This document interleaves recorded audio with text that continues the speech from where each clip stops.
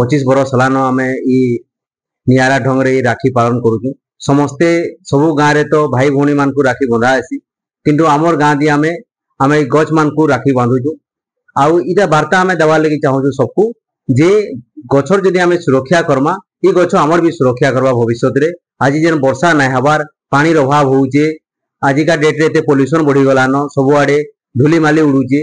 ये सब जिनिस आके केंती आमर छुआ पिला माने आमर भविष्य पीढ़ी वाले केंती करी खुशी रे रहबे, से हिसाब रे आमे केंती करी वर्षा पानी व्यवस्था करमा, केंती की भल रे चाषबास हवा, लोक खुशी रे रहबे। सेति लगी आमे ई वार्ता देवार लगी चाहूँ। भाई भौणी अतुट संपर्क आउ टिके मजबूत करापे एटा एवं भाई भौणी सुरक्षा पाई भाई हाथ में राखी बांधि थाए। मात्र आज आम कंटनामाल ब्लॉक रो झुगुड़ूपाली मां बीणापाणी वन सुरक्षा समिति आनुकूल एक निरा ढंग से कार्यक्रम आज ये पालन होउची।